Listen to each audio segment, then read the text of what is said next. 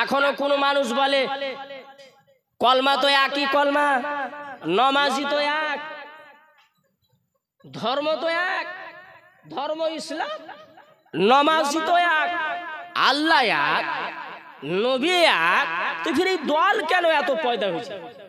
বলে না কোন কোন মানুষ বলে এই ধরনের কথা। কলমা এক, লা ইলাহা ইল্লাল্লাহ মুহাম্মাদুর রাসূলুল্লাহ। আচ্ছা এই জায়গাতে যদি আমি বলি যে কলমা এক কেমন করে হলো? কলমা এক হতে পারে না। কেন না? আপনারা শুনেছেন কি শুনেননি? আহলে হাদিসের মৌলবি মূর্খ আব্দুর রাজ্জাক, বাংলাদেশের আব্দুর রাজ্জাক বিন ইউসুফ, এলো কানা দাজ্জাল। এক বক্তব্যে কি বক্তব্য দিতে গিয়ে কি বলেছিল कि আমি 6 মাস ভরে হাদিসে খুঁজলাম কিন্তু কোন হাদিসে আমি 6 মাস খুঁজেছি কোন হাদিসে পাইনি कि লা ইলাহা ইল্লাল্লাহর পরে মুহাম্মদুর রাসূলুল্লাহ লেখা আছে। বলেন নাউজুবিল্লাহ, বলেন নাউজুবিল্লাহ। কি বলছে? 6 মাস পর্যন্ত আমি হাদিসে খুঁজেছি লা ইলাহা ইল্লাল্লাহ মুহাম্মাদুর রাসূলুল্লাহ, কিন্তু আমি 6 মাস হাদিসে খুঁজলাম কিন্তু কোন হাদিসে আমি পাইনি कि লা ইলাহা ইল্লাল্লাহ মুহাম্মাদুর রাসূলুল্লাহ লেখা আছে। আব বলেন আমাদের মতন কলমা শুরু নাদের, আমাদের কলমা কমপ্লিট লা ইলাহা ইল্লাল্লাহু মুহাম্মাদুর রাসূলুল্লাহ, আর ওনাদের কলমা হলো লা ইলাহা ইল্লাল্লাহ বাস। আর আগে বাড়তে হবে না, আগে বাড়লে মশলা উল্টা হয়ে যাবে। বলেন যেই দলের ঈমান কলমা কমপ্লিট নাই সে দলের ঈমান কমপ্লিট হতে পারে? হ্যাঁ, যেই দলের কলমাই কমপ্লিট নাই, পরিপূর্ণ নাই, সেই দলের ঈমান পরিপূর্ণ হতে পারে না, কমপ্লিট হতে পারে না। তার ইসলাম কমপ্লিট হতে পারে না, তার ঈমান কমপ্লিট হতে পারে না। আর ইসলামকে কমপ্লিট করার জন্য, ঈমানকে কমপ্লিট করার জন্য কলমাকে কমপ্লিট করতে হবে। আমাদের কলমা পরিপূর্ণ আছে, কলমা শরীফ কমপ্লিট আছে, লা ইলাহা ইল্লাল্লাহু মুহাম্মাদুর রাসূলুল্লাহ। কেননা আমরা আল্লাহকে মানি, আল্লাহর নবীকে মানি, তার জন্য আল্লাহ নবীকে ভালোবাসে, আমার নবী আল্লাহকে ভালোবাসে, তার জন্য দুই জাতের নাম একসঙ্গে আমরা মিলিয়ে পড়ি। বলেন সুবহানাল্লাহ, একসঙ্গে পড়ি। আর তাদের নজদিকে তাদের মশলাকে না না, নবী আর আল্লাহ, নবী আর আল্লাহ, আল্লাহর সঙ্গে নবীর নাম নিতে হবে না, আল্লাহর সঙ্গে নবীর নাম নিতে হবে না। তারা বলে তার জন্য ওরা কলমায় হটিয়ে দিয়েছে, মুহাম্মাদুর রাসূলুল্লাহকে আলাদা করে দিয়েছে আর লা ইলাহা ইল্লাল্লাহকে আলাদা করে দিয়েছে। আব বলেন আমার নবী পাক সাল্লাল্লাহু আলাইহি বলছে যে সহিহ হাদিসে লেখা নাই कि লা ইলাহা ইল্লাল্লাহ মুহাম্মাদুর রাসূলুল্লাহ পড়তে হবে, কিন্তু লা ইলাহা ইল্লাল্লাহর সঙ্গে মুহাম্মাদুর রাসূলুল্লাহ লেখা নাই, কিন্তু সহিহ হাদিসে লেখা নাই। আল মুস্তাদরাক আলা সহিহাইনের মধ্যে আল্লামা ইমাম হাকিম রাহমাতুল্লাহি তাআলা আলাইহি লিখেছেন সহিহ হাদিস। এই হাদিসটাকে লেখার পরে ইমাম হাকিম লিখছেন এই হাদিসটি হচ্ছে সহিহ। সহিহ হওয়ার পরেও এই হাদিসটাকে ইমাম বুখারী বয়ান করেননি, ইমাম মুসলিম বয়ান করেননি, কিন্তু আসলে এই হাদিসটা হচ্ছে সহিহ হাদিস। বলেন সুবহানাল্লাহ। কি হাদিস? সহিহ হাদিস। হাদিস নকল করছেন আল্লাহ পাক বলছেন যে আমি যখন আরশে আযমকে সৃষ্টি করলাম, কি আরশ সৃষ্টি করলাম, আরশ কিসের উপরে? পানির উপরে। কার উপরে? বলে পানির উপরে। নিচে পানি, উপরে আরশ। আল্লাহ পাক সৃষ্টি করলেন, নিচে পানি, পানির উপরে আরশকে সৃষ্টি করলেন। সৃষ্টি করা হলো, আল্লাহ পাক বলছেন আমি যখন আরশকে পানির উপরে সৃষ্টি করলাম, আরশ হিলতে শুরু করলো, হিলতে লাগলো, হিলছে।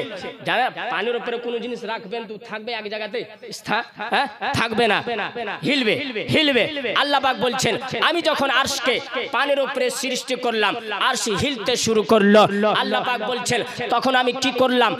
আরশে আযমের পায়াতে, আরশে আযমের খুঁটিতে আমি কি করলাম? লা ইলাহা ইল্লাল্লাহ মুহাম্মাদুর রাসূলুল্লাহ যখন আমি লেখা দিলাম, লেখার পরে আরশ যে পানির উপরে হিলছিল আপনার নিজের জায়গাতে স্থান হয়ে গেল। বলেন সুবহানাল্লাহ, স্থির হয়ে গেল। পানির উপরে আরশ হিলছিল, স্তর ছিল না। কিন্তু যখন লা ইলাহা ইল্লাল্লাহ মুহাম্মাদুর রাসূলুল্লাহ আরশে আযমের পায়াতে যখন লেখা হলো, ওই আরশ আর হিলে না, এক জায়গাতে স্থির হয়ে। বুঝতে পারলেন? কথা বুঝতে পারছেন? ইমাম হাকিম লিখছেন হাদিসটা হচ্ছে সহিহ। আরে আব্দুর রাজ্জাক বিন ইউসুফ কানা দাজ্জাল 6 মাস পরে 6 মাস হাদিসে খুঁজলো, কিন্তু লা ইলাহা ইল্লাল্লাহ মুহাম্মাদুর রাসূলুল্লাহ শব্দ পেল না।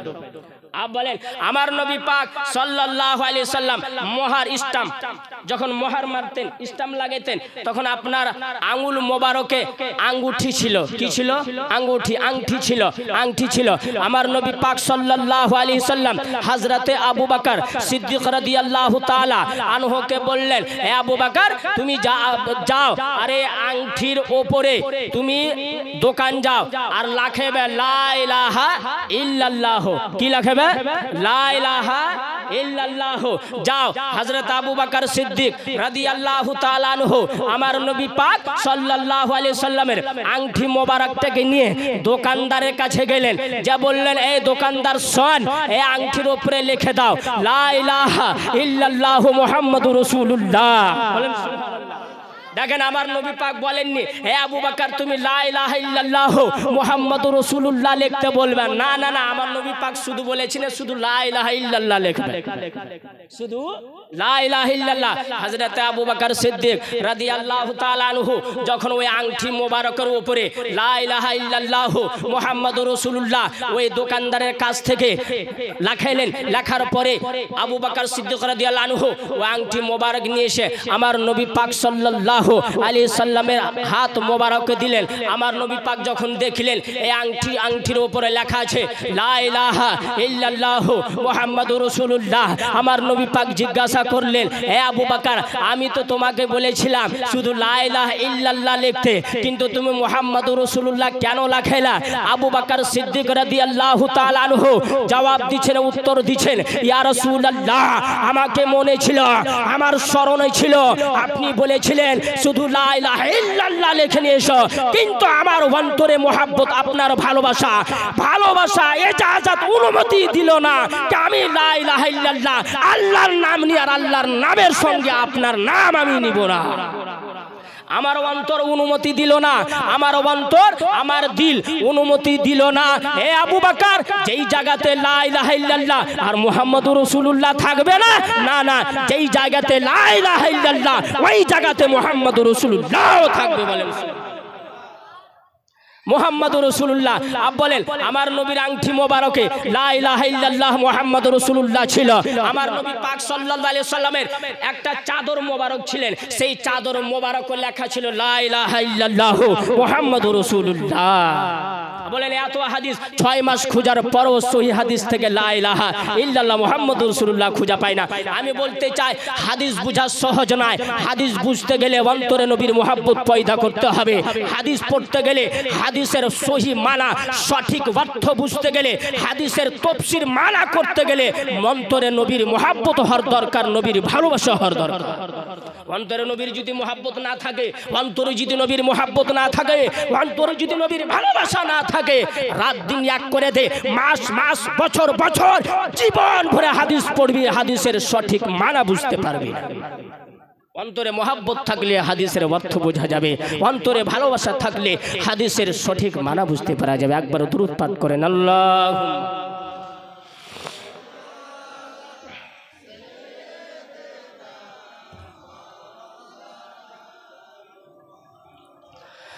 ওয়ালা আলিহি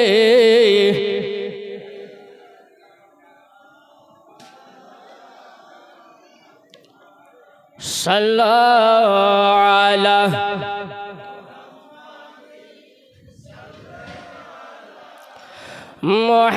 মুহাম্মদ হরদম জবান পাক নামে মুহাম্মদ হরদম শাফিআনা সাল্লাল্লাহু আলাইহি সাল্লাম, আমার নবী পাক সাল্লাল্লাহু আলাইহি সাল্লামের মোহাব্বত হচ্ছে আসলে ঈমান। বলেন সুবহানাল্লাহ। কেননা আল্লাহকে মানছে তো সবে মানছে, কে বলছে যে আল্লাহ নাই? ইহুদি নাসারা যত দল আছে সবে তো বলছে আল্লাহকে এক মানছি, তারা থোড়ে বলে যে আল্লাহকে মানি না। ঝামেলা হচ্ছে নবীর মোহাব্বত নিয়ে। আর এই নবীর মোহাব্বত হচ্ছে পরীক্ষা। এই নবীর মোহাব্বতের ওসিলাতে জান্নাতি বনবে, আর এই নবীর মোহাব্বতের কারণে কি বনবে? জাহান্নামী বনবে। কেন বনবে? যে নবীর মোহাব্বতের দাবা তো সবাই করবে, দাবি তো সবাই করবে যে আমি নবীর সাথে মোহাব্বত করছি, আমি নবীর সাথে মোহাব্বত করছি, কিন্তু প্রত্যেক মোহাব্বত নবীর মোহাব্বত জান্নাতে নিয়ে যাবে? যে সত্য মোহাব্বত হবে সেই মোহাব্বত জান্নাতে নিয়ে যাবে। আর যেই মোহাব্বত মিথ্যা মোহাব্বত হবে, শুধু বলবে মোহাব্বত, আসলে মোহাব্বত নাই, সে মোহাব্বত জান্নাতে নিয়ে যাবে কেন? আসলে তো সত্য মোহাব্বত নাই, মিথ্যা মোহাব্বত, শুধু দাবি করছে আমার অন্তরে নবীর মোহাব্বত আছে, আমরা নবীর সঙ্গে মোহাব্বত করি। আর শুধু মিথ্যা মোহাব্বতের দাবি করলে হবে না, না, সেই মিথ্যা মোহাব্বত কোনোদিন জান্নাতে নিয়ে যাবে না।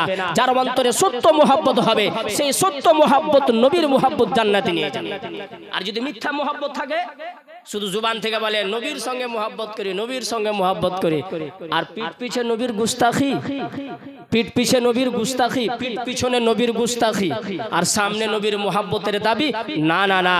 মোহাব্বত করলে প্রকাশ্যভাবে মোহাব্বতকে পরিচয় না, মোহাব্বতকে প্রকাশ্যভাবে মোহাব্বত করো, প্রকাশ্যভাবে মোহাব্বত করো, মানুষ যেন জানতে পারে যে আপনি নবীর সাথে মোহাব্বত করছেন, ভালোবাসা আপনার অন্তরে আছে। তখন আমার নবী পাক সাল্লাল্লাহু আলাইহি সাল্লাম, আমার নবী পাক সাল্লাল্লাহু আলাইহি সাল্লামের রওজা মোবারক। আচ্ছা বলেন এখানে হাজি কেউ আছে? হাজি সাহেব যাও, মাশাআল্লাহ, আলহামদুলিল্লাহ। মদিনা শরীফ গিয়েছিলেন বাবজি। মদিনা শরীফে যারা হাজি হজ করে এসেছে তারাকে জিজ্ঞাসা করবেন, আপনারা যদি যারা আল্লাহর পাকের দরবারে দোয়া করেন আমরা যেন প্রত্যেক বান্দা যেন হাজি বনে যায়। বলেন সুবহানাল্লাহ। হাজি জিজ্ঞাসা করবেন, ধ্যান দিবেন। আমার নবী পাক সাল্লাল্লাহু আলাইহি সাল্লাম, আমার এক ওস্তাদ গ্রামে আমার শিক্ষক, হজ করে আসার পরে এক জায়গাতে বসেছিলাম, কথাবার্তা হয়েছে, আলোচনা হয়েছে। আমার ওস্তাদ গ্রামে বললেন, শুনো, আমি যখন মদিনা শরীফ গেলাম, মদিনা শরীফে যখন সূর্যটা ওঠে না সকালে, সকালে যখন সূর্য ওঠে পূর্ব থেকে, পূর্ব দিক থেকে যখন সূর্যটা উঠে, আমার ওস্তাদ বলতে লাগলেন, আমি মদিনা শরীফে আমি ধ্যান দিয়ে আমি দেখছিলাম সূর্যকে। আমরা হিন্দুস্তানে যখন সূর্য উঠে, সূর্যের তাপ কেমন গরম হয়, কঠিন গরম হয়।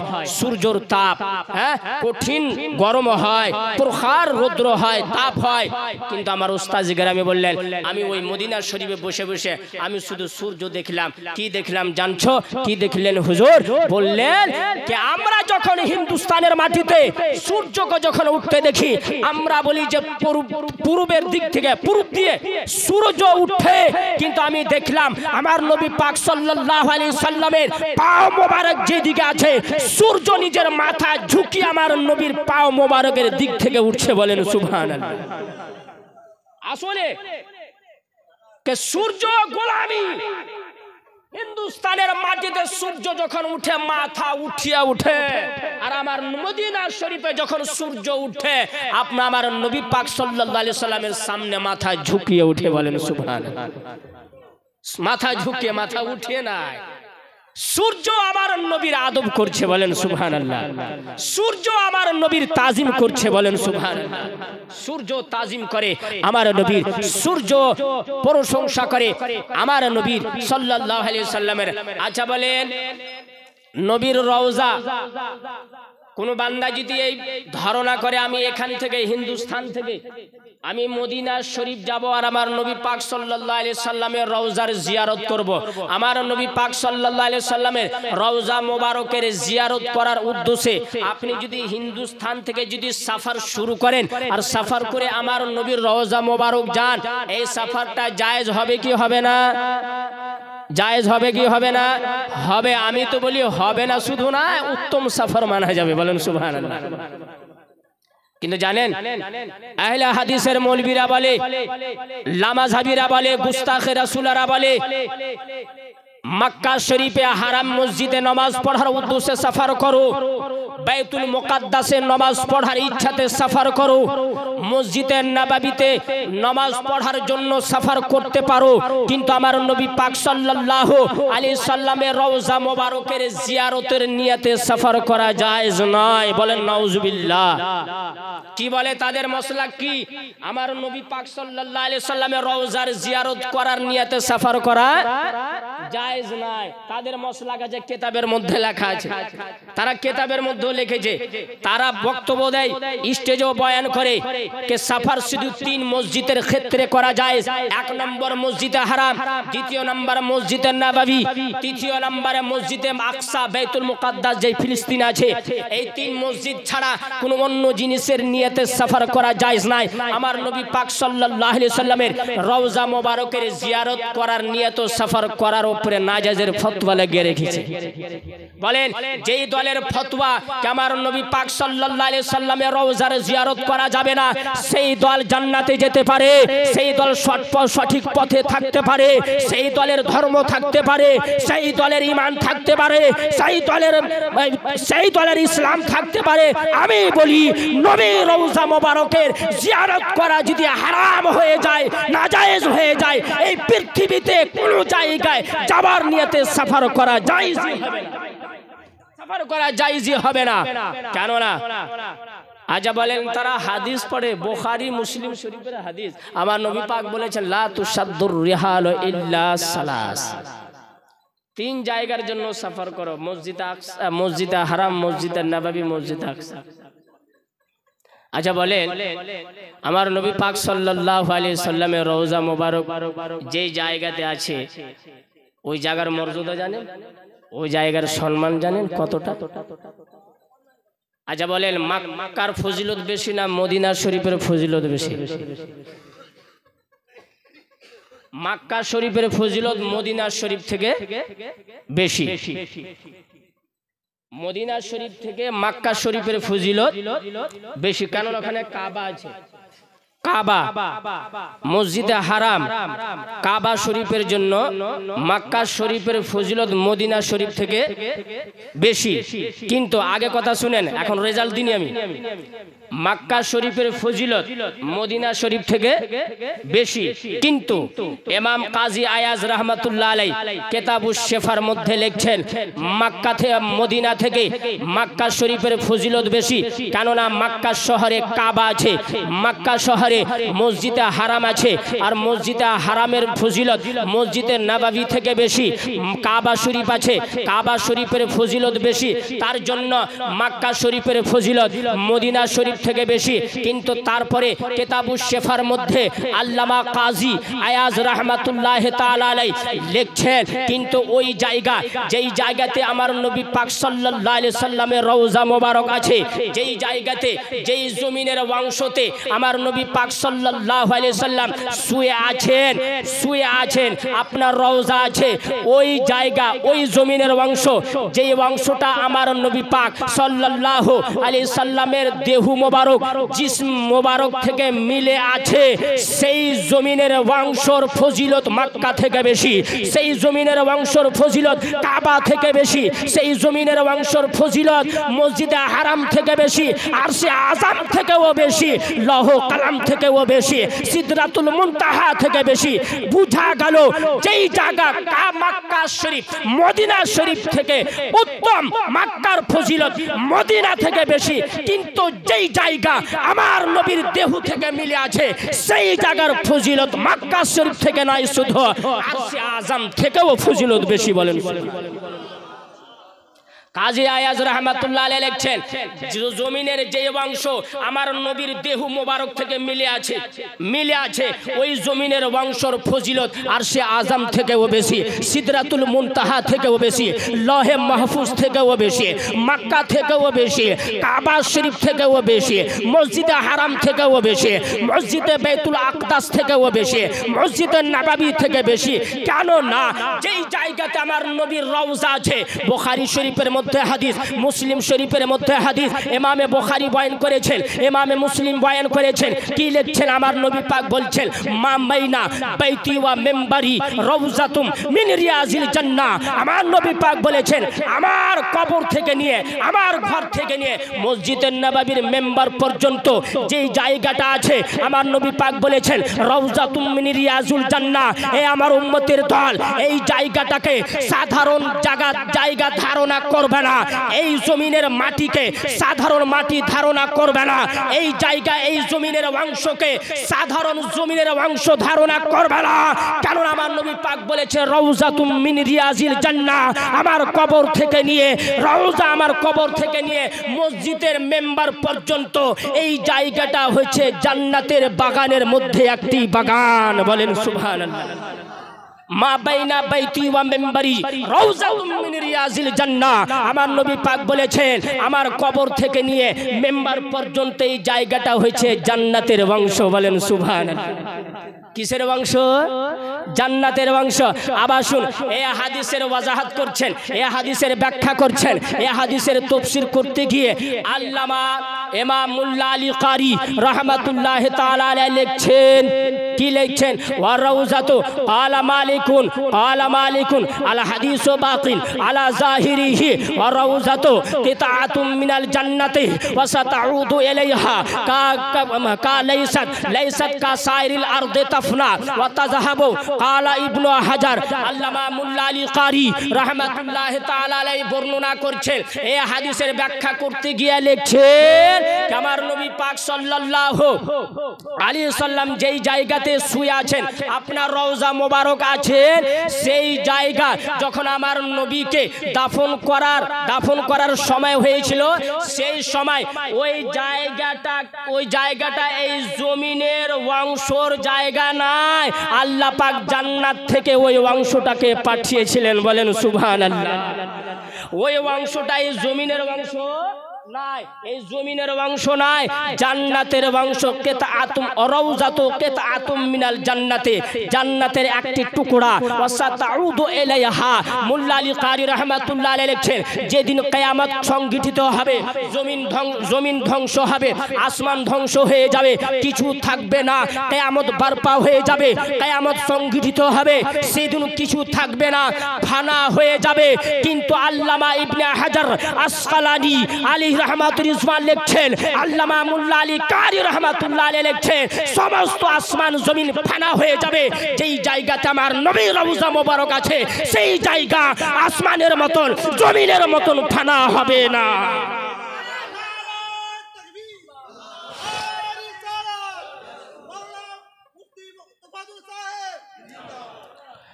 কি বললেন? মুল্লা আলী কারি রাহমাতুল্লাহ লিখছেন ওয়া রাউযাতু কিতাআতুম মিনাল জান্নাতি, এই জমিনের অংশ নাই, জান্নাতের একটি টুকরা। ওয়া সাতাউদু ইলাইহা। আর যখন কিয়ামত সংগঠিত হয়ে যাবে, আসমান ফানা হয়ে যাবে, জমিন ফানা হয়ে যাবে, কিছু থাকবে না, শুধু আল্লাহ থাকবে, আল্লাহ ছাড়া কিছু থাকবে না। মুল্লা আলী কারি রাহমাতুল্লাহ আলাইহি লিখছেন সেই দিন ওই জায়গাটাকে জান্নাতে শামিল করে নেওয়া হবে। বলেন সুবহানাল্লাহ। জান্নাত থেকে এসেছিল, জান্নাতে শামিল হয়ে যাবে। সুবহানাল্লাহ। তারপরে আল্লামা ইবনে হাজার আসকালানি আলাইহি রাহমাতুল্লাহ লিখছেন না, আরে সেদিন তো জান্নাতের টুকরা, জান্নাতের অংশ জান্নাতে শামিল হয়ে যাবে। এখন বর্তমানে আমার নবীর রওজা যেই জায়গাতে আছে, সেই জায়গাটা আসলে হাকিকাতে এখনই জান্নাত। বলেন সুবহানাল্লাহ। এখনই জান্নাত বলা যাবে, ওই টুকরা, ওই অংশটা জান্নাত। বুঝা গেল যারা নবী রওজার জিয়ারত করতে যাবে আসলে জান্নাতের জিয়ারত করতে যাবে। বলেন সুবহানাল্লাহ। যারা আমার নবীর রওজা মোবারক পৌঁছালো আসলে জান্নাতে পৌঁছে গেল, যারা আমার নবীর রওজা মোবারক পৌঁছালো আসলে জান্নাতে পৌঁছে গেল। কেননা আমার নবী পাক বলেছেন মা বাইনা বাইতি ওয়া মিম্বারি রাউযাতুম মিন রিয়াজিল জান্নাহ। আমার ঘর থেকে নিয়ে, আমার কবর মোবারক থেকে নিয়ে মসজিদের নববীর মেম্বার পর্যন্ত যেই জায়গাটা তোমরা দেখছো, এই জায়গাটা এই জমিনের অংশ নয়, জান্নাতের অংশ, জান্নাতের বাগান, জান্নাতের কিয়ারির মধ্যে একটি কিয়ারি। বলেন সুবহানাল্লাহ। কেন না? আরেকটি হাদিস শুনেন, আমার নবী পাক বলেছেন, হযরতে আবু হুরায়রা থেকে বর্ণিত, আমার নবী পাক বলেছেন, ইদা মারারতুম বিরিয়াজিল জান্নাহ, এ আমার সাহাবারা, তোমরা যখন কোন জান্নাতের বাগানের পাশ দিয়ে যাও তো খালি যেও না, খালি যেও না, কি করবে? কিছুটা খাবার খেয়ে যাবে, ফল খেয়ে যাবে। কিন্তু জান্নাতের বাগানের পাশ দিয়ে যখন তোমরা যাবা তো খালি যাবে না, কিছু খেয়ে নিবে। আমার সাহাবায়ে কেরাম বুঝতে পারেননি, হুজুর জান্নাতের বাগানের পাশ দিয়ে যখন আমরা যাব তো খালি যাব না, কিছু খেয়ে যাব, কিছু পান করে যাব। জান্নাতের বাগান কোথায়? জান্নাতের বাগান কিলা, আমার নবী পাককে বড় জিজ্ঞাসা করা হলো। কালু, সাহাবায়ে কেরাম বললেন, মা ওমা রিয়াজুল জান্নাহ, হুজুর জান্নাতের বাগান কোথায়? কোন জায়গাকে আপনি জান্নাতের বাগান বলছেন? কালা রাসূলুল্লাহ, আমার নবী পাক বললেন, হেলাকু যিকরে। আর দ্বিতীয় হাদিসের মধ্যে আছে আল মাসাজিদ, মানে যেই জায়গাতে আল্লাহর জিকির হয় সেই জায়গা হলো জান্নাতের বাগান। বলেন সুবহানাল্লাহ। সেই জায়গা হলো জান্নাতের বাগান, যেই জায়গাতে আল্লাহর কথা হয়, আল্লাহ রাসূলের কথা হয়, কোরআনের আলোচনা হয়, হাদিসের আলোচনা হয়, সেই জায়গা হচ্ছে জান্নাতের বাগান। এই জায়গাতে আপনারা বসে আছেন, সাধারণ জায়গা নয়, এই জায়গাটা এখন জান্নাতের বাগান হয়েছে। বলেন সুবহানাল্লাহ। কারণ আমার নবী পাক বলেছেন, হেলাকুল জাক, যেই জায়গাতে আল্লাহর কথা হবে, রাসূলের কথা হবে, কোরআনের আলোচনা হবে, হাদিসের আলোচনা হবে, সেই জায়গা হলো জান্নাতের বাগান। এখানে হাদিসের আলোচনা হয়েছে, কোরআনের আলোচনা হয়েছে, আল্লাহর শান বয়ান করা হয়েছে, আমার নবীর সম্মান মর্যাদা ফজিলত বয়ান করা হয়েছে। এই জায়গাটা এখন কি? জান্নাতের বাগান। আমরা এখন কোথায় বসে আছি? জান্নাতের বাগানে। জান্নাতের বাগানে বসে জান্নাতি কথা শুনেন। বলেন সুবহানাল্লাহ। কথা ছিল কি? আমার নবী পাক সাল্লাল্লাহু আলাইহি সাল্লামের রওজা মোবারক আসলে কি? জান্নাতি, জান্নাতের অংশ, জান্নাতের টুকরা। আপ দেখুন, আমার নবী পাক সাল্লাল্লাহু আলাইহি সাল্লাম জান্নাতের অংশ, জান্নাতের টুকরোতে আমার নবী রওজা বনেছে। আর এই লামাজাবের মৌলবীরা বলছেন, না না, আমার নবীর রওজার জিয়ারত করা যাবে না। বলেন, কেউ যদি বলে যে জান্নাতে যাওয়ার সফর করবে, আপনি করবেন না? কেউ যদি বলে একটা ট্রেন যাচ্ছে এই স্টেশন থেকে, এই ট্রেনে যে চড়বে সিধা জান্নাতে যাবে, আপনি চড়বেন কি চড়বেন? কেউ ছাড়বে? কেউ ছাড়বে না। ছাড়া যায়? ট্রেনে বসতে হবে, কারণ এই ট্রেন কোথায় যাবে? জান্নাতে যাবে। তো আমরা যখন মদিনা শরীফ যাওয়ার নিয়তে সফর করি, এই সফরটা হচ্ছে জান্নাতি ট্রেন। বলেন সুবহানাল্লাহ। এই সফরটা হচ্ছে জান্নাতি ট্রেন। আমরা জান্নাতের ট্রেনে চড়ে আমরা আরোহণ হয়ে জান্নাতে যেতে চাই। লামাজাভিরা বলে নবীর রওজার জিয়ারত করা যাবে না, নবীর রওজার জিয়ারত করা যাবে না, নবীর দরবারে হাজিরি দেওয়া যাবে না। জানতে পারা গেল তারা জান্নাতের ট্রেনে সফর করতে চায় না, তারা জান্নাতের ট্রেনে সফর করতে নিষেধ করে। ওর ঠিকানায় জাহান্নাম লেখা। হ্যাঁ, আমার নবীর রওজার জিয়ারত করা যাবে না। এক সাহাবী রাসূল জানেন, হযরতে আল্লাহ পাক বলেছেন, ওয়াকাদ যালামু ওয়াইদ যালামু আনফুসাহুম জাউকা। আল্লাহ পাক বলেন, এই আমার বান্দারা, তোমরা যখন নিজের জানের উপরে জুলুম করবে, অত্যাচার করবে, গুনহার কাজ করবে, তখন ওই গুনহার বকশিসের প্রার্থনা করার জন্য কোথাও যাবা, আল্লাহ পাক বললেন, যাউকা, আমার প্রিয় নবীর দরবারে যাও। বলেন সুবহানাল্লাহ। আমার নবী, আল্লাহ পাক বলছেন, আমার নবী তোমার গুনহার বকশিসের প্রার্থনা এবং দোয়া, বকশিসের ওসিলা এবং সেফারিশ, আমার নবী যদি আমার দরবারে তোমার গুনহার বকশিসের যদি সেফারিশ করে, তো আমি তোমার গুনহাকে মাফ করে দেব। বলেন সুবহানাল্লাহ। কে বলছেন? আল্লাহ পাক কোরআনের মধ্যে বলেছেন, এই আমার বান্দারা জুলুম করে থাকলে আমার প্রিয় নবীর দরবারে যাও, আমার নবীর ওসিলা নিয়ে দোয়া করো। আমার নবী আমার দরবারে যদি তোমাদের গুনহার বকশিসের প্রার্থনা যদি করে, আমার দরবারে যদি সেফারিশ করে, তো আমি তোমাদের গুনহাকে মাফ করে দিব, আমি ক্ষমা দিয়ে দিব। এক গ্রামবাসী জুলুম করেছে, গুনহার কাজ করেছে, কোরআন পড়তে লাগলো। কোরআন পড়তে পড়তে যখন ওই আয়াতের উপরে নজর পড়লো, আল্লাহ পাক বলেছেন ইযলামু আনফুসাহুম জাউকা, এই আমার বান্দারা তোমরা যদি নিজের জানের উপরে জুলুম করে থাকো আমার প্রিয় নবীর দরবারে চলে যাও ক্ষমা পাওয়ার জন্য, নিজের গুনহার বকশিসের দোয়া করার জন্য আমার প্রিয় নবীর দরবারে চলে যাও। ওই বান্দা কি করলেন জানেন? তাড়াতাড়ি করে দ্রুতে আমার নবী পাক সাল্লাল্লাহু আলাইহি সাল্লাম রওজা মোবারকে পৌঁছে গেলেন। বলেন সুবহানাল্লাহ। আমার নবীর রওজা মোবারকে পৌঁছে গেলেন। আমার নবীর রওজার সামনে বসে বসে কান্না করছে ইয়া রাসূলুল্লাহ, ইয়া হাবিবাল্লাহ। আল্লাহ পাক কোরআনের মধ্যে বলেছেন জানের উপরে জুলুম করে থাকলে, জানের উপরে অত্যাচার করে থাকলে, তোমরা যদি গুনহার কাজ করে ফেলো ওই গুনহার বকশিসের প্রার্থনা করার জন্য আমার প্রিয় নবীর দরবারে যাও। ইয়া রাসূলুল্লাহ, আমি কোরআন পড়েছি, কোরআনের মধ্যে এই আয়াতটা পড়েছি, আয়াত পড়ার পরে আমি আপনার দরবারে এসেছি। ইয়া রাসূলুল্লাহ, আপনি আল্লাহর দরবারে আমার গুনহার বকশিসের সুপারিশ করেন। জানেন ওই কবর মোবারকে, ও রওজা মোবারকে আমার নবী পাক সাল্লাল্লাহু আলাইহি সাল্লাম শুয়ে আছেন। ওই গ্রামবাসী ব্যক্তি আমার নবী রওজা মোবারকের সামনে দাঁড়িয়ে কান্না করছে, ইয়া রাসূলুল্লাহ, আপনার ওসিলা নিয়ে আমি আল্লাহর দরবারে দোয়া করছে, নিজের গুনহার বকশিসের প্রার্থনা করছে। ইয়া রাসূলুল্লাহ, আপনি সুপারিশ করেন আল্লাহ পাক যেন আমার গুনহাকে মাফ করে দেন, আল্লাহ পাক যেন আমাকে ক্ষমা দিয়ে দেন। আমার নবী রওজা থেকে আওয়াজ এসেছিল, এই গ্রামবাসী বান্দা শোন, তুমি আমার ওসিলা নিয়ে আল্লাহর দরবারে দোয়া করেছো, যাও তোমাকে সংবাদ দিয়ে দিলা আমার ওসিলা আল্লাহ পাক তোমার গুনহাকে মাফ করে দিয়েছে। বলেন মাফ করে দিয়েছে। আর এই হাদিসটাকে শুধু এক মুহাদ্দিস নাই 10 থেকে 15 মুহাদ্দিসিনগণ এই হাদিসটাকে নকল করেছে। বলেন সুবহানাল্লাহ। তাফসিরে ইবনে কাসির পড়েন, আল্লামা হাফিজ ইবনে কাসির এই ওয়াকিয়াটাকে বয়ান করেছেন। তাফসিরে নাসাফির মধ্যেও এই হাদিসটাকে বয়ান করেছেন। এক কথায় কোরআনের তাফসিরের যতগুলো কিতাব আছে অধিক কিতাব পড়বেন, এই আয়াতের তাফসির যখন পড়বেন অধিক তাফসিরের কিতাবের মধ্যে আপনি এই ঘটনাটা, এই হাদিসটা পাবেন। বলেন সুবহানাল্লাহ। সবাই লিখেছেন। আচ্ছা, লামাযাবের মৌলবীরা কি বলে? আমার নবী পাক সাল্লাল্লাহু আলাইহি সাল্লাম যখন জীবিত ছিলেন, জমিনের উপরে ছিলেন, তখনকার জন্য এই হুকুমটা ছিল যে আল্লাহ পাক বলেছেন আমার প্রিয় নবীর দরবারে যাও। আমার নবীর ওয়াফাতের পর, আমার নবীর ইন্তেকালের পরে এই হুকুমটা নাই। আমি বলতে চাই কোরআনের যত তাফসীরের কিতাব আছে কোন কিতাবের মধ্যে তো এই কথাটা লেখা থাকবে বাবজি? আরে কোন কিতাবে তো এই কথাটা লেখা থাকবে যে আয়াতের হুকুম শুধু ওই যুগের ক্ষেত্রে ছিল?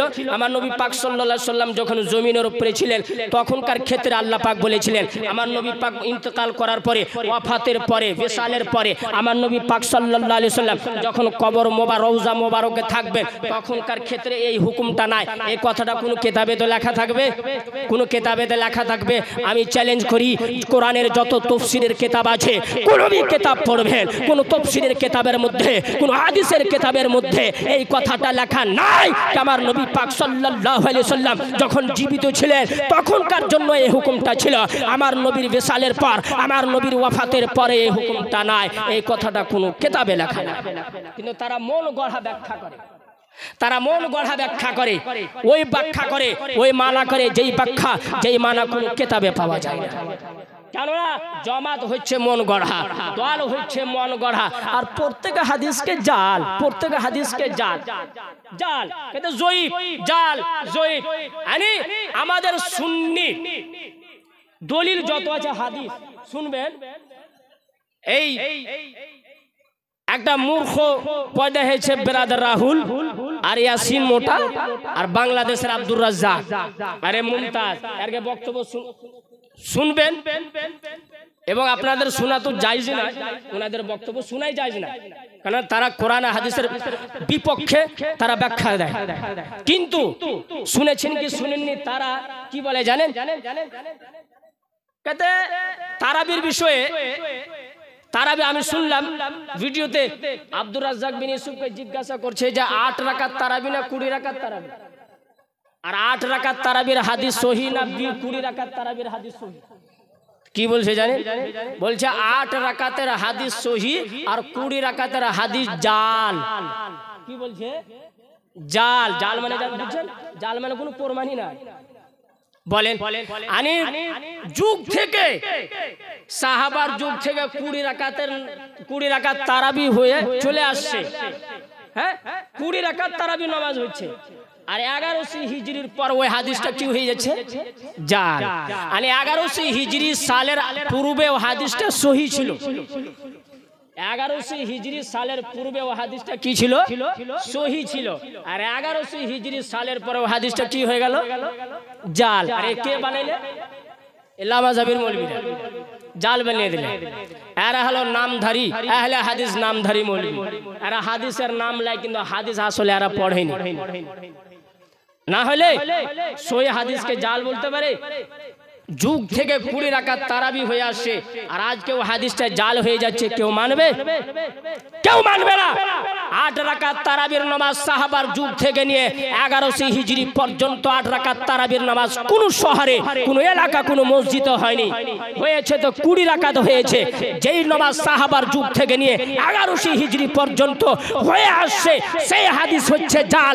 আর যে 8 রাকাত তারাবি সাহাবার যুগ থেকে নিয়ে 1100 হিজরি পর্যন্ত হয়নি, 1100 হিজরির পর হচ্ছে, সে হাদিস হয়ে যাচ্ছে সহি। বলে কি বলবেন এরা? সহি হাদিসকে জাল আর জাল হাদিসকে সহি বানিয়ে বানিয়ে তারা নিজের দল বাড়ায়। এই কয়েকদিন এই রমজান মাসে এই বেরাদার রাহুল চ্যালেঞ্জ করেছিল, আপনারা শুনেছেন। বাংলাদেশ থেকে মুফতি আলাউদ্দিন জিহাদি সাহেবকে চ্যালেঞ্জ করেছিল যে 8 রাকাত তারাবিলি আমি মুনাজারা করতে চাই, বহাস করতে চাই। কার সঙ্গে? বাংলাদেশের মুফতি আলাউদ্দিন জিহাদির সঙ্গে চ্যালেঞ্জ করেছিল। আমি বলতে চাই, আমরা তো মুর্শিদাবাদী থাকি, বাংলাদেশের আলিমকে কেন চ্যালেঞ্জ করা হলো? মুর্শিদাবাদের আলিমকে কেন চ্যালেঞ্জ করা হলো না? কেননা বেরাদার রাহুল জানেন, এই মুর্শিদাবাদের আলিমকে যদি আমি চ্যালেঞ্জ করি, আমার বাড়ি চলে আসবে। আমি যদি হাজির না হই, তারা আমার বাড়ি এসে মুনাজারা করবে, আমার সঙ্গে বাহাস করবে। কিন্তু সেই বেরাদার রাহুল জানে যে বাংলাদেশের মুফতি আলাউদ্দিন জিহাদিকে যদি চ্যালেঞ্জ করে, ও তো আসবে না। কারণ হলো বাংলাদেশে। আর আমার ছোট মোটো মৌলবীর সঙ্গে তো চ্যালেঞ্জ কবুল করবে না, ছোট মোটো মৌলবীর সঙ্গে। তার জন্য বাংলাদেশের মুফতি আলাউদ্দিন জিহাদিকে চ্যালেঞ্জ করেছে 20 রাকাত আর 20 রাকাত তারাবি নিয়ে। আমি বলতে চাই, মুর্শিদাবাদের আলিম, আমরা মুর্শিদাবাদে থাকি, মুর্শিদাবাদের আলিমকে চ্যালেঞ্জ করো। তুমি চ্যালেঞ্জ দিয়ে স্টেজ থেকে উঠবে না, তোমার বাড়ি আমরা পৌঁছার যোগ্যতা রাখি। বলেন সুবহানাল্লাহ।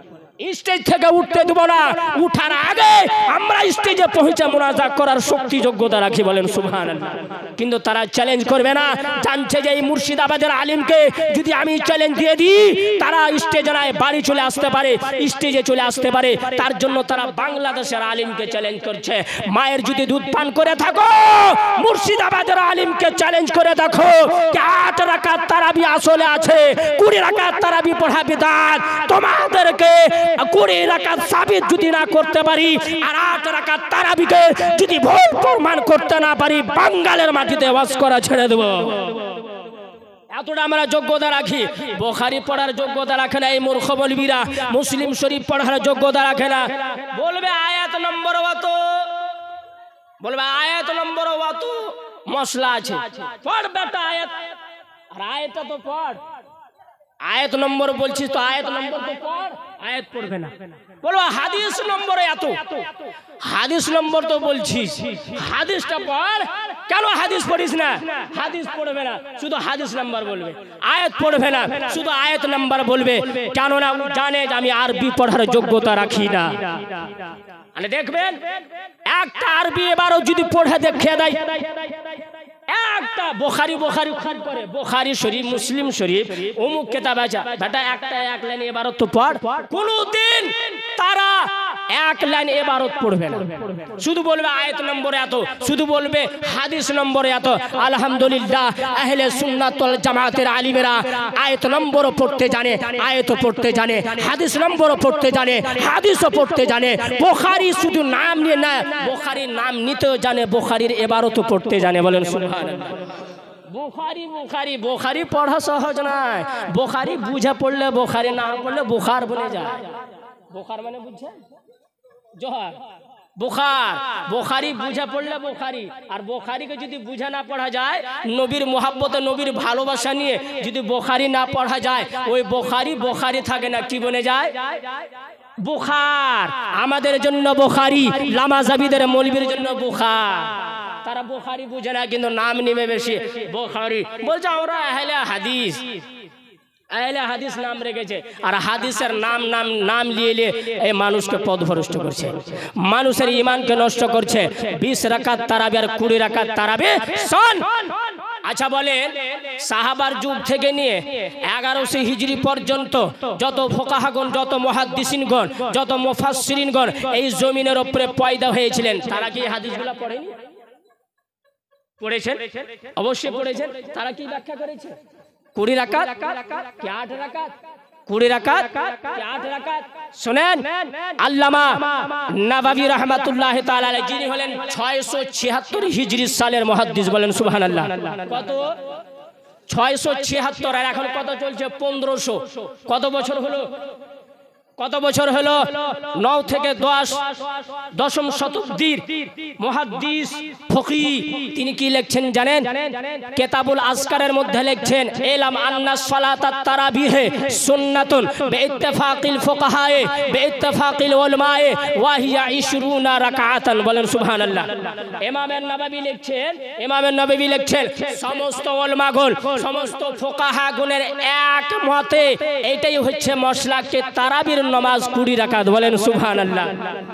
676 হিজরির মুহাদ্দিস বলছেন 20 তারাবির নামাজ 20 রাকাত। আর 1100 হিজরি সালের পর ইবলিসের দল, ইহুদের দালাল, ইংরেজের গোলাম পয়দা হলো, আর হাদিসের বিরোধী, কোরআনের বিরোধী, ফুকাহাগণের ব্যাখ্যার বিরোধী, মুহাদ্দিসিনগণের ব্যাখ্যা বিরোধী, ইমামে আযমের খিলাফ, ইমামে শাফিঈর খিলাফ, ইমামে আহমদ বিন হাম্বলের খিলাফ, ইমামে মালিকের খিলাফ ফাতওয়া দিতে শুরু করলো।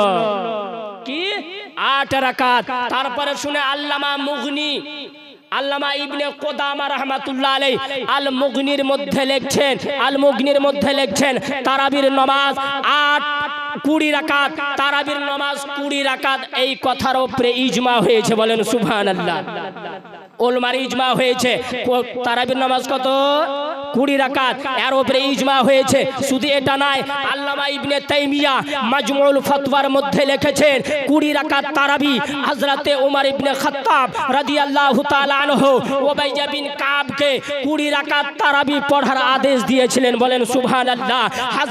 হযরতে ওমরের জামানায়, হযরতে উসমান গনির যুগে, হযরতে মাওলা আলীর যুগ থেকে নিয়ে 1100 হিজরি পর্যন্ত 20 রাকাত তারাবি হয়েছে, 20 রাকাত তারাবি হয়েছে। এই কথার উপরে ইজমা হয়েছে, বলেন সুবহানাল্লাহ। আল্লামা ইবনে তাইমিয়া লিখছেন কি জানেন?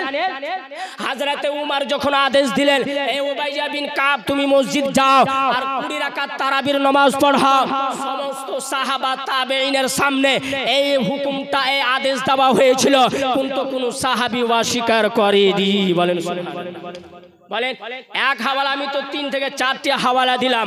হাওয়ালা দিতে শুরু করলে এই তারাবির উপরই ওয়াজ খতম হয়ে যাবে, কিন্তু তারাবি নয়। তারপর আসুন শুধু এক মশলা নিয়ে নাও, শুধু এক মশলা নিয়ে তারা হামলা করে না, অনেক মশলা নিয়ে তারা হামলা করে। আচ্ছা বলেন বাবজি, সাদকাতুল ফিতর আমরা আদায় করি কি করি না?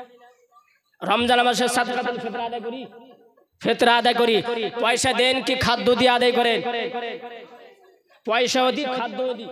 ইচ্ছা কোনো জরুরি তো নাই যে খাদ্যই দিতে হবে, এটা তো কোনো জরুরি নাই যে পয়সা দিয়েই সাদকাতুল ফিতর আদায় করতে হবে।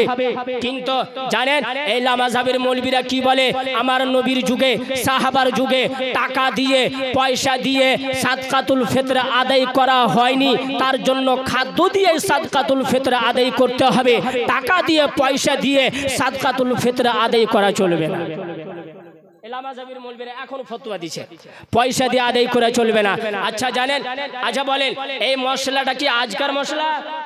আজকার মশলা আল মুসান্নাফ হযরত সাইয়্যিদনা ইমাম আবু বকর ইবনে আবি শাইবা রাহমাতুল্লাহি তাআলা আলাইহি মুসান্নাফ ইবনে আবি শাইবার মধ্যে তিনটি হাদিস বয়ান করেছেন, তিনটি হাদিস বয়ান করেছেন। একটি হাদিস হচ্ছে 10477 হাদিস নম্বর আন কুররা রাদিয়াল্লাহু তাআলা আনহু হযরত কুররা থেকে বর্ণিত কাল তিনি বলেন যা আনা কিতাবু উমর ইবনে আব্দুল আজিজ রাদিয়াল্লাহু তাআলা আনহু ফি সাদকাতিল ফিতরে নিসফু সাইন আন কুল্লি ইনসানিন আও কিমাতুহু নিসফু দিরহামিন। বলেন সুবহানাল্লাহ। তিনি বলেন হযরত উমর বিন আব্দুল আজিজ তিনি হলেন তাবি, তিনি একটি চিঠি লিখলেন, তিনি একটি চিঠি লিখলেন সাদকাতুল ফিতরের বিষয়ে। ওই চিঠিতে লেখা ছিল প্রত্যেক ব্যক্তির পক্ষ থেকে 2 কিলো 47 গ্রাম গম আদায় করো, দাও লাও। যদি খাদ্য দিয়ে আদায় না করে তার বদলে পয়সা নিয়ে নাও। বলেন সুবহানাল্লাহ। কি লিখছেন? তাবেঈনের যুগে খাদ্য দিয়েও সাদকা আদায় করা হতো, পয়সা দিয়েও খাদ্য সাদকাতুল ফিতর আদায় করা হতো। বলেন সুবহানাল্লাহ। তারপরে আনাল হাসানি হযরত হাসান বসরি থেকে বর্ণিত কাল তিনি বলেন লা বাসা আন তুতিয়া দারাহিমা ফি সাদকাতিল ফিতরে ফি রমজানা। হযরত হাসান বসরি বলেন, ফতোয়া দিচ্ছেন কোন ব্যক্তি যদি সাদকাতুল ফিতর খাদ্য দিয়ে আদায় না করে খাদ্যর বদলে যদি টাকা আদায় পয়সা দেয়, টাকা পয়সার মাধ্যম দিয়ে যদি সাদকাতুল ফিতর আদায় করে তো কোনো সমস্যা নাই, আদায় হয়ে যাবে। বলেন সুবহানাল্লাহ। হ্যাঁ, এগুলা হাদিস কোথায় গেল? হ্যাঁ, টাকা দিয়ে আদায় করা যাবে না। উমদাতুল কারি শারহ সহিহুল বুখারী আল্লামা বদরুদ্দিন আইনি রাহমাতুল্লাহি তাআলা আলাইহি লিখছেন সাদকাতুল ফিতরে যাকাত হোক বা সাদকাতুল ফিতরে হোক, টাকা দিয়ে আদায় করলো আদায় হবে, সোনা চাঁদি দিয়ে আদায় করলো আদায় হবে, খাদ্য দিয়ে আদায় করলো আদায় হবে। বলেন সুবহানাল্লাহ। এই মতন অনেক হাওয়ালা আছে। আল ফাতাওয়া আলমগীর নাম শুনেছেন? ফাতাওয়া আলমগীরের মধ্যে লেখা আছে আদ-দাকিক আউলা মিনাদ দারাহিবে সাদকাতুল ফিতরা। যদি আটা দিয়ে আদায় করা হয় সবথেকে উত্তম সাদকাতুল ফিতর মানা যাবে। তারপর লিখছেন আদ-দারাহিম আউলা মিনাল হিনতাতে মিনাদ দাকিকে। তারপর লিখছেন খাদ্য দিয়ে আদায় না করে টাকা পয়সা দিয়ে যদি সাদকাতুল ফিতর আদায় করা হয় সবথেকে উত্তম মানা যাবে। বলেন সুবহানাল্লাহ। হ্যাঁ, শুধু ফাতাওয়া হিন্দিয়া ফাতাওয়া আলমগীর নয়, অনেক কিতাবের মধ্যে মশলা লেখা আছে। কেন না জানেন? আমি যদি খাদ্য দিয়ে সাদকাতুল ফিতর আদায় করি, আমি যদি গম দিয়ে যদি সাদকাতুল ফিতর আদায় করি, বলেন মানুষের নিজের জীবনের প্রয়োজন বেশি পূর্ণ হবে না টাকা পয়সা দিয়ে আদায় করলে বেশি প্রয়োজন পূর্ণ হবে?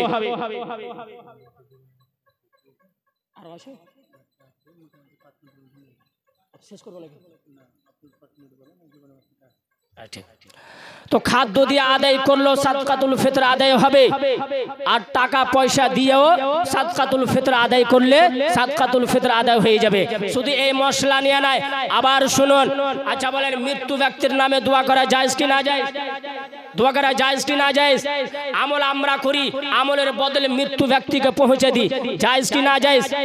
জায়েজ। বুখারী শরীফের মধ্যে হাদিস হযরতে সাহাবী থেকে বর্ণিত আন্না সাদ ইবনে উবাদা রাদিয়াল্লাহু তাআলা আনহু, হযরতে সাদ ইবনে উবাদা তিনি বলেন আমার নবীর দরবারে গিয়ে বলছেন ইয়া রাসূলুল্লাহ সাল্লাল্লাহু আলাইহি ওয়াসাল্লাম, আমি বাড়তে ছিলাম না, আমার মায়ের ইন্তেকাল হয়ে গেছে, আমার মায়ের ইন্তেকাল হয়ে গেছে, আমি বাড়িতে ছিলাম না, আমার মায়ের ইন্তেকাল হয়ে গেছে। ওয়া ইন্না উম্মি তুওয়াফিয়াত ওয়া আনা গায়বুন আনহা। হযরতে সাদ ইবনে উবাদা বলছেন আমি বাড়তে ছিলাম না, আমার মায়ের ইন্তেকাল হয়ে গেছে।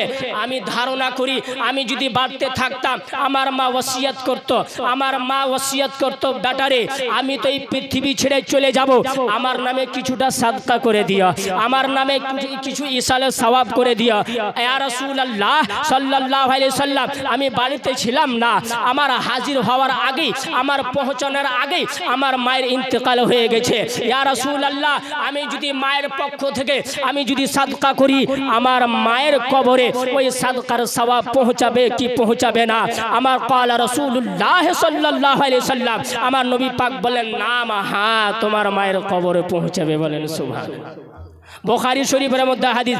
তারপর ওই সাহাবী কি বললেন জানেন? ওই সাহাবী আমার নবী পাকের সামনে বললেন, ইয়া রাসূলুল্লাহ, আমি আপনাকে হাজির রেখে আপনার সামনে এই যে আপনি বাগান দেখছেন, এই বাগানটাকে আমি আমার মায়ের নামে সাদকা করে দিলাম। বলেন সুবহানাল্লাহ।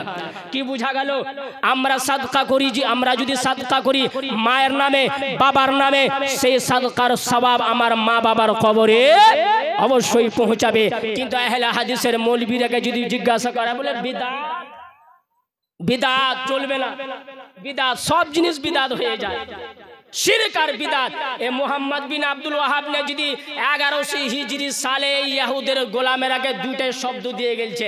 এক নম্বর শব্দ বিদআত আর দুই নম্বর শব্দ হচ্ছে শিরক। এই শিরক আর বিদআত এই দুই শব্দতে দলকে আহলে সুন্নাত ওয়াল জামাতের ঈমানকে নষ্ট করে দেবে। বিদআত আর শিরক, বিদআত আর শিরক, যে কোনো জিনিস জিজ্ঞাসা করবেন বিদআত, কোরআনে লেখা নাই, হাদিসে লেখা নাই। এক গ্রামে আহলে হাদিসের মৌলভী ইমামত করতে মসজিদে। গ্রাম হলো সুন্নি এলাকা, সুন্নি গ্রাম। এবার মায়ের চালিসা, বাবার চালিসা, ইমাম সাহেব চলেন মায়ের নামে দোয়া করেন, বাবার নামে দোয়া করে দেন। আরে ইমাম সাহেব বলে রাগ, কোরআনে লেখা আছে যে দোয়া করতে হবে, কোরআনে লেখা আছে যে মায়ের চালিসা করতে হবে, কোরআনে লেখা আছে যে দোয়া করতে হবে। বেচারা শর্মিন্দা হয়ে বেচারা চুপচাপ বাড়ি চলে গেল। এই মতন যখন যে কোনো সময় কোনো মশলা যদি জিজ্ঞাসা করা হয়, বাবার নামে দোয়া, মায়ের নামে দোয়া, বিদআত, কোরআনে লেখা নাই, হাদিসে লেখা নাই, কোরআনে লেখা নাই। নারে তাকবীর, নারে রিসালাত, মাসলাক আহলে সুন্নাত, মাসলাক আহলে সুন্নাত, নারে তাকবীর, নারে রিসালাত। হ্যাঁ, আমি কি বললাম? ইমাম সাহেব জিজ্ঞাসা করে, হুজুর মায়ের নামে দোয়া আছে, চলেন দোয়া করেন, বাবার নামে দোয়া আছে, দোয়া করেন। তখন কি বলে? কোরআনে লেখা আছে যে দোয়া করতে হবে, ইসালা সওয়াব, এই বিদআত, বিদআত। এই মতন যখন কথা শুরু হলো, তখন ওই গ্রামের লোকজন যুক্তি লাগালে যে ইমাম সাহেবকে ভাগাবো কেমন করে, ভাগাবো কেমন করে। এই প্রত্যেক জিনিসে বলছে কোরআনে নাই, প্রত্যেক জিনিসে বলছে কোরআনে নাই, বিদআত করা যাবে না, করা যাবে না। তখন কথা ফুটিয়ে দিল কি, যেই ব্যক্তি গিয়েছিল ইমামের দরবারে, ইমামকে জিজ্ঞাসা করতে, হুজুর আমার মায়ের নামে দোয়া, চলেন দোয়া করেন। বলেছিল কোরআনে লেখা আছে যে দোয়া করতে হবে, কোরআনে লেখা আছে দোয়া করতে হবে। তো নিজের স্ত্রীকে বলে দিল, শোন, আমাদের মসজিদে যে ইমাম আছে না, এই ইমামের মুসলমানই হয়নি। কি হয়নি? মুসলমানই হয়নি। এ কথা ফুটিয়ে দিল। বাস এই মেয়ের কথা এক মুখ থেকে দ্বিতীয় মুখ, দ্বিতীয়কে তৃতীয়, হইতে হইতে হইতে হইতে গোটা মতলব গ্রামে এলাকাতে কথা ছড়িয়ে গেল, ইমাম সাহেবের মুসলমানই হয়নি। ইমামতি করছে, মুসলমানই হয়নি। ইমাম সাহেব যখন শুনেছে, রে এই তো গোটা এলাকাতে গ্রামে তো কথা ছড়ে গেছে, ইমাম সাহেবের মুসলমানই হয়নি। তখন ওই ব্যক্তিকে ডেকে বলছে, এই তোর কাজ তুই ফুটালছিস গ্রামে কে ইমাম সাহেবের মুসলমানই হয়নি, তুমি কেমন করে জানতে পারলা ইমাম সাহেবের মুসলমানই হয়নি? তখন ওই ব্যক্তি বলল, শোন, কেমন করে আমি জানতে পারলাম আমার ইমাম সাহেবের মুসলমানই হয়নি? কেননা যে কোনো মশলা জিজ্ঞাসা করলে আপনি বলেন কোরআনে লেখা আছে, আপনি বলেন কোরআনে লেখা আছে, তখন আমি ধারণা করলাম কোরআনে লেখা নাই যে মুসলমানি দিতে হবে, মুসলমানি দেওয়ার মশলা কোরআনও নাই। আর আপনি বলেন কোরআনে থাকলে করব, কোরআনে না থাকলে করব না, কোরআনে মুসলমানের মশলা লেখা নাই। আমি ধারণা করলাম আপনারও মুসলমানি হয়নি, কেননা কোরআনে কোরআনে মুসলমানের মশলা লেখা নাই। আর আপনি বলছেন কোরআনে থাকলে করো, না থাকলে করিও না, কোরআনে মুসলমানি দিতে হবে, কোরআনে লেখা নাই। আমি ধারণা করলাম আপনিও নিজের মুসলমানিও করেন না, কেননা কোরআনে লেখা নাই। এই মতন হলো কথা। প্রত্যেক জিনিস কোরআন, প্রত্যেক জিনিস হাদিসে দরকার, হাদিসে পেলে করো, হাদিসে না পেলে করিও না। এ হলো তাদের ধারণা, তাদের মাসলাক, তাদের মাযহাব। আর কি বিদআত, প্রত্যেক জিনিসে বিদআত। আমি বাস লাস্ট কথা বলে দিই, আমি নিজের বক্তব্য ইতি করব। বিদআত, বিদআত বাবারা, ধনেরা, একটাই কথা জেনে রাখবেন, যত বিদআত বলুক, যত স্টেজে চিল্লাক আর চিখে বিদআত বিদআত বলুক, কিন্তু আপনারা জেনে রাখবেন বিদআত এক প্রকারের হয় না, বিদআত এক মতন হয় না। এক কিসিমের বিদআত হয় না, এক ভাগের বিদআত হয় না, বিদআত অনেক ভাগের বিদআত হয়। বলেন সুবহানাল্লাহ। বিদআত ভালো হয়, সুন্দরও হয়, খারাপও হয়। বিদআত ভালো হয়, সুন্দর হয়, খারাপও হয়। কোরআন হাদিসের বিপক্ষে, শরীয়তের বিপক্ষে, শরীয়তের নিজামের বিপক্ষে যদি বিদআত হয় সেই বিদআত হবে খারাপ। আর শরীয়তের বিপক্ষে যদি না হয়, কোরআনের মতে হয়, হাদিসের মতে হয়, ধর্মের যদি মতে হয়, সেই বিদআত হবে সুন্দর বিদআত। বলেন সুবহানাল্লাহ। সেই বিদআত কি হবে? সুন্দর বিদআত হবে। বাস হাওয়ালার মতো হাওয়ালা আল্লামা ইবনে হাজার আসকালানী ফাতহুল বারী শারহ সহিহুল বুখারী, বুখারী শরীফের শারহের মধ্যে খণ্ড নম্বর 4 পৃষ্ঠা নম্বর 321 এর মধ্যে পড়বেন। আল্লামা ইবনে হাজার আসকালানী বিদআতের দুইটি ভাগ লিখেছেন, বিদআতে কবিহা, বিদআতে হাসানা। বিদআতে হাসানা সুন্দর বিদআত, বিদআতে কবিহা খারাপ বিদআত। এই কথাটা আল্লামা বদরুদ্দীন আইনি হানফি রাহমাতুল্লাহ আলাইহি, যিনি হলেন 800 হিজরি সালের জগৎ বিখ্যাত মুহাদ্দিস, তিনি বুখারী শরীফের শারহ উমদাতুল কারী শারহ সহিহুল বুখারীর মধ্যে পৃষ্ঠা নম্বর 245 এর মধ্যে আল্লামা বদরুদ্দীন আইনিও লিখেছেন, বিদআত এক প্রকারের নয়, বিদআত ভালো হয়, বিদআত সুন্দর হয়। আল্লামা ইবনে হাজার আসকালানী ফাতহুল বারীর মধ্যে আল্লামা শাফির কল নকল করেছেন। ইমামে শাফি বলছেন, ওয়াল বিদআতু আলা নওয়াইনে, বিদআত দুই প্রকারের হয়, ওমা খালা ওমা মা ওয়াফাকা সুন্নাতা। কোন বিদআত যদি সুন্নাতের মতে হয় ফাহুয়া ফাহিয়া হাসানাতুন, সেই বিদআত হবে ভালো বিদআত। ওমা খালাফাহা, যদি কোরআনের বিপক্ষে হয়, হাদিসের বিপক্ষে হয়, ফাহিয়া কাবিহাতুন, সেই বিদআত হবে খারাপ বিদআত। বলেন সুবহানাল্লাহ। সুবহানাল্লাহ। একটি হাদিস আমার নবী পাক বলেছেন, মাবতাদা কওমুন বিদআতান ইল্লা নাযা আল্লাহু মিন সুন্নাতিহিম। আমার নবী পাক বলেন, কোন সম্প্রদায় যদি বিদআতকে আবিষ্কার করে, বিদআত আবিষ্কার করে, আমার নবী পাক বলতেছেন সেই বিদআতের কারণে আল্লাহ পাক আমার নবীর সুন্নতকে মিটিয়ে দেয়। তার সমতুল্য, তার বরাবর নবীর সুন্নতকে আল্লাহ পাক মিটিয়ে দেন।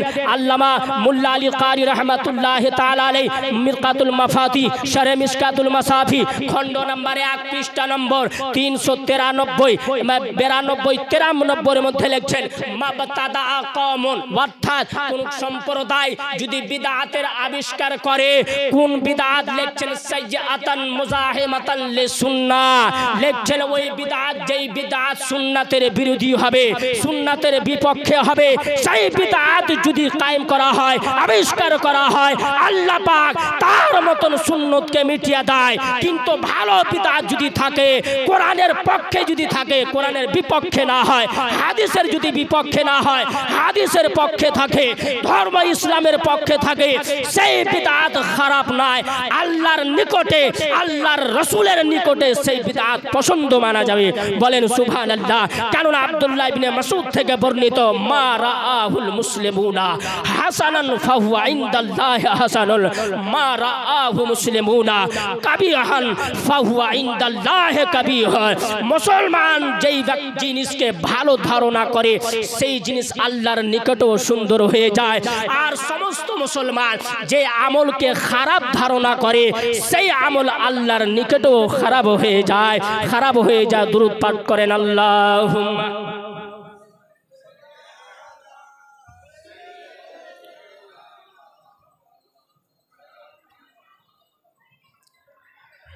ওয়ালা আলি সাইয়্যিদিনা মাওলানা মুহাম্মদ সাল্লাল্লাহু আলা মুহাম্মাদিন मोहम्मद हरदम ज़बान से निकालो, मोहम्मद हरदम ज़बान से निकालो शफीआना। जन्म আমার নবীর যুগে হলে কেমন হতো, জোরে বলেন সুবহানাল্লাহ। জন্ম আমার নবীর যুগে হলে কেমন হতো দুনয়নে রসুল পাক দেখিলে কেমন হতো জন্ম আমার নবীর সঙ্গে বলেন জন্ম আমার নবীর যুগে হলে কেমন হতো আজ তো ভেসে হযরতে বেলাল মধুর আযান যে আযানে ছিল আমল প্রেম মুখদ রহমান দয়ার নবীর পিছে নামাজ দয়ার নবীর পিছে নামাজ পড়লে কেমন হতো দয়ার নবীর পিছে নামাজ পড়লে কেমন হতো দুনয়নে রসুল পাক দেখলে কেমন হতো জন্ম আমার নবীর যুগে হলে কেমন হতো আমি এখান থেকে নিজের বক্তব্য ইতি করলাম একবার তওবা করেন আস্তাগফিরুল্লাহ রব্বি মিন কুল্লি